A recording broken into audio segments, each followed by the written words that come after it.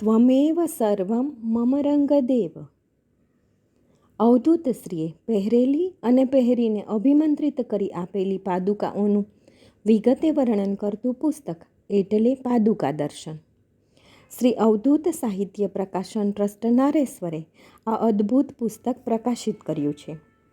શ્રી ધીરુભાઈ જોશી આ પુસ્તકના પ્રધાન સંપાદક અને શ્રી આદિત્યભાઈ પુરોહિત આ પુસ્તકના સહસંપાદક છે. કુલ 52 સ્થાનો પર શ્રીરંગ પાદુકાઓ બિરાજે છે. આ પુસ્તકમાં પાદુકાજીના ઇતિહાસ ઉપરાંત પાદુકાજીના મહાત્મ્ય વર્ણવતા કેટલાક અન્ય લેખોનો સમાવેશ પણ કરવામાં આવ્યો છે. ગુરુદેવ દત્ત. અમદાવાદથી હું કાજલ માધવાણી આ લેખ આપ સર્વને વાંચીને સંભળાવું છું. આજે સોલાપુરના મહારાષ્ટ્રીયન રંગભક્ત ડૉક્ટર શ્રીનિવાસ સોલાપુરકરનો પાદુકા મહાત્મ્ય પરનો લેખ સાંભળીએ. ચરણ સ્પર્શનું વિજ્ઞાન. ડૉક્ટર શ્રીનિવાસ પી સોલાપુરકર. ભારતીય ઋષિ પરંપરા ઉત્તમોત્તમ કક્ષાની મહાન પરંપરા છે, કારણ કે તે સર્વથા વિજ્ઞાનથી ભરેલી છે. ભારતની સંસ્કૃતિના વૈભવ રૂપે વિદ્યમાન અનેક સંતો, મહંતો, ગુરુઓ તેમજ ઋષિઓએ પોતાના સ્વયંસિદ્ધ અનુભૂતિપૂર્ણ જ્ઞાન પ્રકાશ દ્વારા સમાજનું ખૂબ જ કલ્યાણ કરેલું છે. ઋષિઓ અને ગુરુઓ પાસેથી મળતા ઉપદેશમાં કેવળ જ્ઞાન જ નહીં, પરંતુ વિજ્ઞાન પણ સમાવિષ્ટ છે. એમ કહેવાય છે કે ગુરુ શિષ્ય પરંપરા તેમજ શક્તિપાત અનુગ્રહના મૂળ સ્થાપક અનસૂયાનંદન ભગવાન શ્રી દત્તાત્રેય છે. શ્રી દત્ત ભગવાન પોતે જ બ્રહ્મા, વિષ્ણુ અને મહેશના સંયુક્ત અવતાર છે. દત્તાત્રેય ભગવાને પોતાની લીલાઓ દ્વારા માનવ કલ્યાણ કરેલું છે. સર્વ જગતમાં ગુરુત્વ અને તેની મહત્તા તથા તેનો હેતુ સર્વપ્રથમ ભગવાન દત્તાત્રેયના અવતાર દ્વારા જ અસ્તિત્વમાં આવ્યો. આબુ પર્વત સ્થિત ગુરુ શિખર ખાતે તેમને ગુરુપદની પ્રાપ્તિ થયા બાદ જ વિસ્તૃત સ્વરૂપે ગુરુ શિષ્ય પરંપરાનું અસ્તિત્વ પ્રચલિત બન્યું. જગતના સર્વપ્રથમ સદ્ગુરુ ભગવાન દત્તાત્રેય જ બન્યા. ગુરુ શિષ્ય પરંપરાની અંતર્ગત સદ્ગુરુ પોતાના લાયક શિષ્યને ઉત્તમ કોટીનું વ્યાવહારિક તથા આધ્યાત્મિક જ્ઞાન પ્રદાન કરીને ઉપકૃત કરે છે. પોતાના શિષ્યના સર્વાંગી વિકાસ માટે કેવળ સ્થૂળ શારીરિક નહીં, પરંતુ સૂક્ષ્મ શરીરનો પણ સત્વરે વિકાસ થાય તેવા પ્રયત્નો ગુરુ દ્વારા થતા હોય છે. સદ્ગુરુના આશ્રમ જેવી પવિત્ર જગ્યામાં શિષ્યને ઉપાસના અને સાધના તથા તેના દ્વારા આત્મકલ્યાણનું શ્રેષ્ઠતમ માર્ગદર્શન ગુરુ દ્વારા પ્રદાન થાય છે. ગુરુનો નિરપેક્ષ પ્રેમ, પારદર્શક જીવનશૈલી, નિષ્કપટતા તથા જ્ઞાનનો ભંડાર સાધકને અત્યંત પ્રભાવિત કરે છે. વિદ્યા વિનયેન શોભતે અંતર્ગત સાચો શિષ્ય નિરભિમાની બનીને અત્યંત વિનમ્રતાથી પોતાનો હાર્દિક આભાર પ્રદર્શિત કરવા ગુરુનો ચરણ સ્પર્શ કરે છે, અથવા તેમના ચરણોમાં પોતાનું માથું ટેકવી નમન કરે છે, અથવા સાષ્ટાંગ પ્રણિપાત કરે છે. શિષ્ય આ રીતે પોતાની દીનતા દર્શાવે છે તથા સર્વસ્વનું સમર્પણ ગુરુના ચરણે ધરે છે. તેની પ્રતિક્રિયા રૂપે અત્યંત સહજ ભાવે સદ્ગુરુ આશીર્વાદ રૂપે પોતાનો જમણો હાથ શિષ્યના માથે મમતાપૂર્વક મૂકે છે તથા કલ્યાણમસ્તુ અર્થના આશીર્વાદ આપે છે. અત્યંત સહજ અને સ્વાભાવિક લાગતી આ ચરણવંદન ક્રિયા ગૂઢ વિજ્ઞાનથી ભરેલી છે, કારણ કે સમગ્ર વિશ્વમાં વ્યાપ્ત જડ તેમજ ચેતન તત્વોમાંથી એક વિશિષ્ટ પ્રકારનું સૂક્ષ્મ પરંતુ અદ્રષ્ટા એવું તત્વ દરેક પદાર્થમાંથી વહેતું હોય છે. આ સૂક્ષ્મ અદ્રષ્ટ એવા દ્રવ્ય પદાર્થને જે તે જડ અથવા ચેતન પદાર્થને સંબંધિત પોતાની આગવી ઓળખ હોય છે. ઉદાહરણ તરીકે સુગંધી ફૂલોની ખુશ્બુ પરથી જે તે ફૂલ ઓળખાય છે. ફૂલોના સંદર્ભમાં ખુશ્બુ કે મહેક જે અદૃશ્ય છે તે દ્રવ્ય સ્વરૂપે વહેતું હોય છે. ફૂલોની જેમ ફળો પણ પોતાના વિશિષ્ટ સુગંધી રસ દ્વારા ઓળખી શકાય છે. કેટલાક ફૂલો કે ફળો સુગંધ રહિત હોવા છતાં તેમની અંદરથી પણ સૂક્ષ્મ દ્રવ્ય વહેતું હોય છે.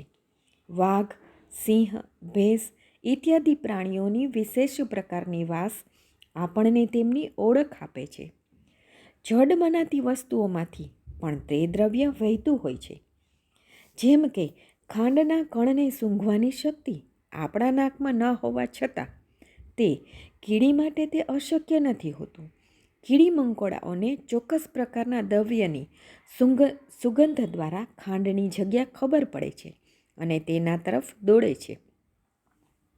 મચ્છરોને પણ માણસની અંદર વહેતા દ્રવ્યની ખબર પડતા તે માણસ તરફ જઈ તેને કરડે છે. આ રીતે જ માણસ માત્રમાંથી આ એક વિશિષ્ટ સૂક્ષ્મ દ્રવ્ય અવિરતપણે વહેતું હોય છે. વિજ્ઞાનની ભાષામાં તેને મેગ્નેટિક ફ્લુઇડ એટલે કે ચુંબકીય દ્રવ્ય કહે છે. વિજ્ઞાને શોધી કાઢેલા મેગ્નેટિક ફ્લુઇડને આપણા ઋષિમુનિઓ અને સંતો મહાત્માઓએ હજારો વર્ષો પહેલાં શોધી કાઢીને તેને ઓજસ એવું નામ આપેલું છે. આ ઓજસ દરેક વ્યક્તિની અંદરથી વહેતું હોય છે, જેના કારણે તેના શરીરની આજુબાજુ એક વિશેષ પ્રકારનું આભા વલણ ઓરા લેવલ બને છે. સદ્ગુરુ કે સંતો અવિરતપણે પરમાત્માના અનુસંધાનમાં હોવાથી પરમ દિવ્ય શક્તિનો સ્ત્રોત તેમની અંદરથી વિશેષપણે વહે છે. પરમ ચેતના સાથેની તલ્લીનતા અને તદ્રુપતાને કારણે તેમના શરીરમાંથી વહેતું ઓજસ વધુ શક્તિશાળી શુદ્ધ પરમબ્રહ્મ ચૈતન્યના સ્વરૂપમાં વહેતું હોય છે. આ ઓજસ તેઓ શ્રીના હાથના તથા પગના પંજામાંથી અને શરીરમાંથી બહાર નીકળતું હોય છે. સામાન્ય માનવીના હાથ પગના પંજામાંથી પણ આ ઓજસ વહેતું હોય છે, પરંતુ તે સદ્ગુરુના ઓજસ કરતાં ઓછું પ્રભાવશાળી હોય છે. સદ્ગુરુનો પરમાત્મા સાથેનો અવિરત સંપર્ક, વાત્સલ્ય, પરોપકાર, ભક્તિ, ઉપાસના, પ્રાર્થના અને કલ્યાણની ઉત્કટ ભાવનાને કારણે પરમ દિવ્ય ભગવત ચેતના તેમના શરીરના માધ્યમ દ્વારા પોતાનું જગત કલ્યાણનું કાર્ય કરતી હોય છે. આ તબક્કે તેમના સૂક્ષ્મ શરીરના તમામ ચક્રો સંપૂર્ણપણે શુદ્ધ અને ઉત્તમ પ્રકારે કાર્ય કરતા હોય છે.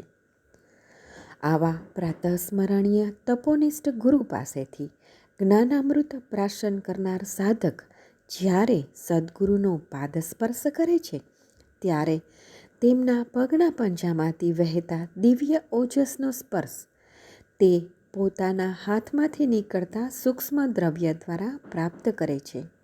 પરિણામે સદ્ગુરુમાંથી વહેતી દિવ્ય શક્તિનો તેને તત્કાળ સંપર્ક થતાં સાધક પણ પોતાના ગુરુની જેમ તેજસ્વી બનતો જાય છે. આ રીતે જ સાધક સંપૂર્ણ લીન બની નિસ્વાર્થ સમર્પણની ભાવના સાથે પોતાના ગુરુના પગને કપાળ અડાડે છે. ત્યારે સાધકના કપાળના બે ભ્રમરોની વચ્ચે સ્થિત આજ્ઞાચક્ર વિશેષપણે જાગ્રત બને છે. આ સમયે ગુરુનો પોતાના શિષ્ય માટેનો કલ્યાણનો સંકલ્પ અને તેના આત્મવિકાસ અને પૂર્ણત્વની લાગણીઓ સૂક્ષ્મ સંદેશાઓને રૂપ ધારણ કરે છે, જે સીધી રીતે સહજ ભાવનાથી સાધકના આજ્ઞાચક્રને પ્રભાવિત કરે છે. ગુરુનો સિદ્ધ સંકલ્પ અત્યંત ત્વરાથી સાધકનું કલ્યાણ કરે છે. આ આજ્ઞાચક્રને જ વૈજ્ઞાનિક ભાષામાં પિનિયલ ગ્લેન્ડ કહેવાય છે. પિનિયલ ગ્લેન્ડનું મુખ્ય કાર્ય સૂક્ષ્માતિસૂક્ષ્મ આંતરબાહ્ય સંદેશાઓને, તરંગોને, સ્પંદનોને ઝીલવાનું હોય, તેમજ ગુરુ દ્વારા પ્રાપ્ત તરંગો સાધકના શરીર અને મન માટે લાભકારી હોવાથી આવા હકારાત્મક સંદેશાઓની અસર સાધક ઉપર તત્કાળ થાય છે. સદ્ગુરુના કલ્યાણકારી સ્પંદનો પિનિયલ ગ્લેન્ડ દ્વારા થેલામસ, લિમ્બિક સિસ્ટમ, હાઇપોથેલામસ, પિટ્યુટરી ગ્રંથિ ઇત્યાદિને પ્રભાવિત કર્યા વગર છોડતા નથી. પિનિયલ ગ્લેન્ડમાંથી વહેતા હોર્મોન્સ જે સદ્ગુરુના આશીર્વાદને કારણે શુદ્ધ થયેલા હોય છે, તે લોહીના પ્રવાહમાં તત્કાળ ભળી જતાં સાધકનું શરીર અને મન સંપૂર્ણપણે શુદ્ધ બને છે. સાધકના સાષ્ટાંગ પ્રણિપાત વખતે પણ તેના સટ્ટચક્રો સદ્ગુરુરૂપી દેવી શક્તિ સમક્ષ વિનમ્રતાથી સમર્પિત થતા હોય તેની અંદર ભગવત ચેતનાનો સંચાર થતો હોય છે.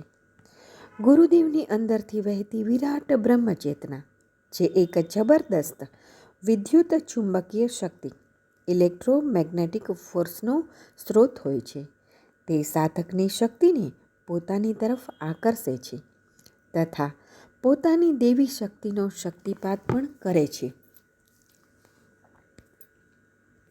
ઉપરોક્ત અત્યંત મહત્વની ક્રિયાઓ શિષ્યના ઉત્કર્ષ અને કલ્યાણ માટેની હોય છે, પરંતુ આ બધું જ અત્યંત અનાયાસે અને સહજ ભાવે થતું હોય છે.